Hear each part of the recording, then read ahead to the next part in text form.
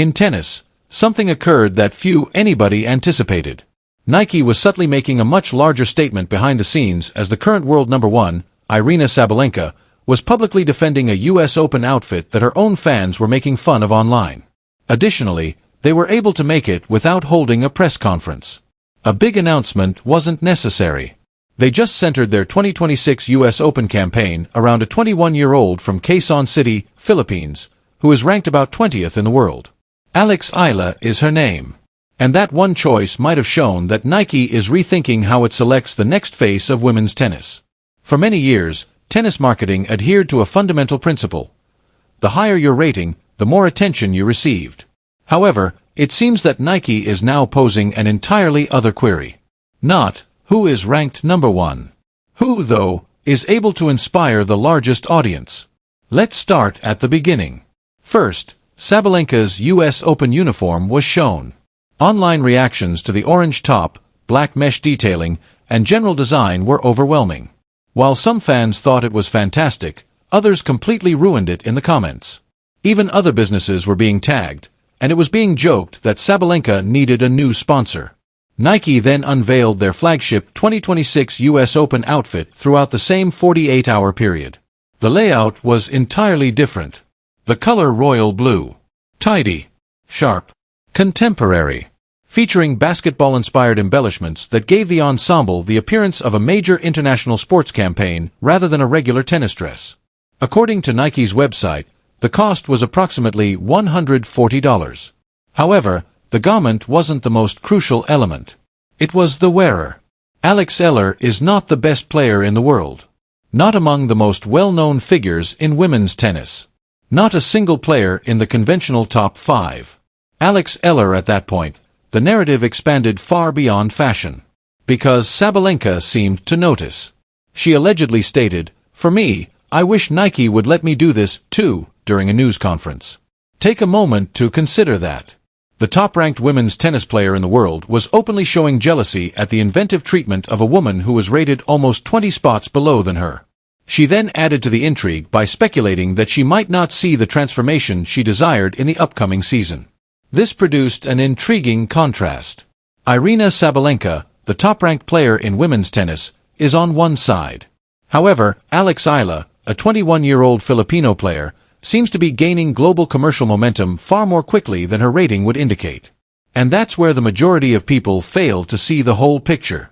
It might not be a snub. A system change could be the cause. Eala and Nike are said to have collaborated since 2019. This implies that this is more than just a 7-month marketing trial. Eala started this long-term investment when she was just 14 years old. Before the majority of casual tennis fans even knew her name, Nike was keeping an eye on her. And that's crucial. Because Sabalenka was the WTA's top player for at nearly 600 days before getting the kind of special treatment she desired. In the meantime, Eala was already getting unique information that was directly related to her identity. Inspired by the Philippine national flower, Eala wore a sampaguita hair tie to Wimbledon 2025. It was a cultural statement rather than just another ornament. Nike had produced a product that was particularly related to Eala's ancestry. And that conveyed a significant message to the fans. Eala wasn't just another teenage tennis talent being sold by Nike. Her tale was being sold. Her nation. Her culture. Her audience. Who was she? As well as possibly her future. That level of marketing is really different. The internet then began making the connections. The two kit reveals were compared side by TikTok creators. In the same conversations, Sabalenka's design was criticized while Eala's attire was appreciated. The criticism of Sabalenka's uniform was covered by Yahoo Sports. Sports media outlets reported on the conversation. Before many mainstream viewers noticed the pattern, tennis enthusiasts on Reddit did. And all of a sudden, something became clear. Fans were being told one story by the WTA ranking, another by the market, and Nike seemed to be paying attention to what the market was saying. When you consider the external attention that Eala is receiving, that becomes even more intriguing. Months before Nike put Eala at the focus of their US Open campaign, Forbes had already identified her as a potential worldwide tennis trailblazer. This is significant because Forbes doesn't just follow online trends. It tracks market potential, growth, influence, and business. Tony Nadal is another. The uncle of Rafael Nadal, coach of the Hall of Fame. Among the most esteemed individuals in contemporary tennis, Eala was able to establish a connection with the environment of the Nadal Academy, bringing her closer to one of the world's most significant tennis development systems.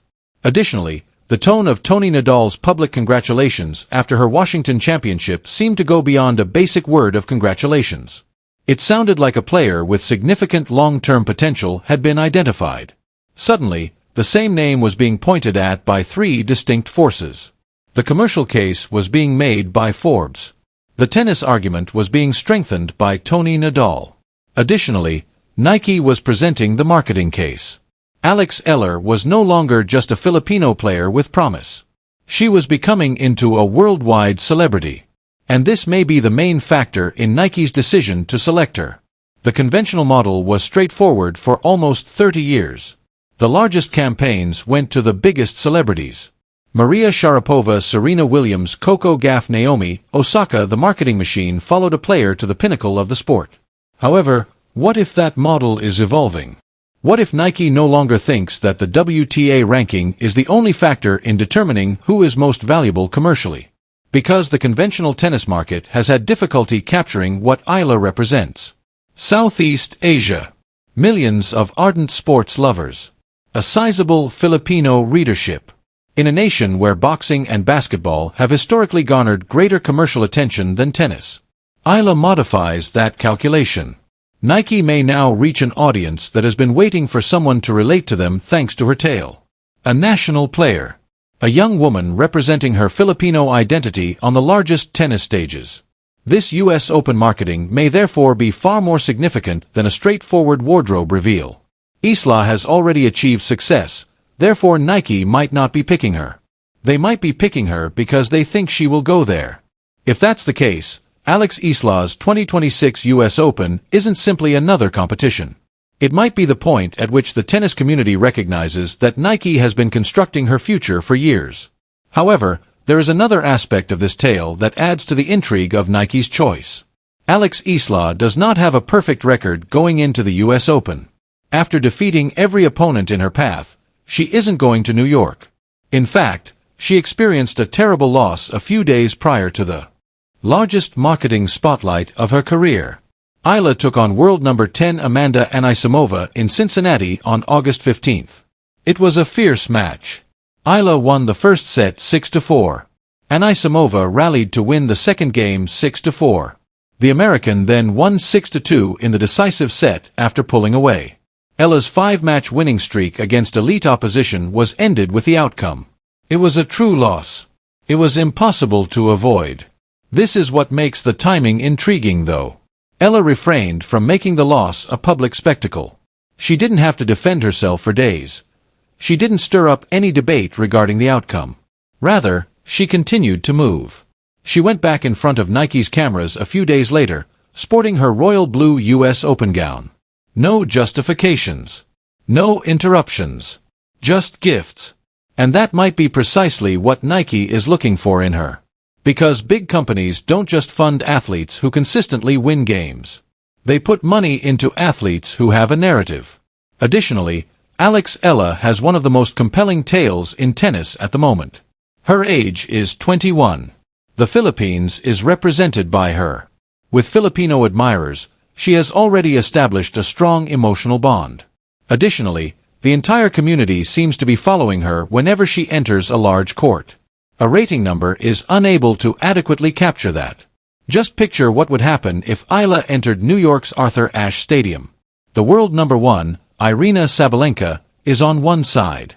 Conversely, you have Alex Eala, the up-and-coming Filipino celebrity whose commercial prominence is growing significantly faster than her rating might indicate. Additionally, the two women's stories are very different when they arrive in New York. Sabalenka is a symbol of power. Eala stands for potential. The established hierarchy is represented by Sabalenko. Eala stands for the upcoming generation. Additionally, it seems that Nike is placing a significant wager on the second tale. The Asian swing follows.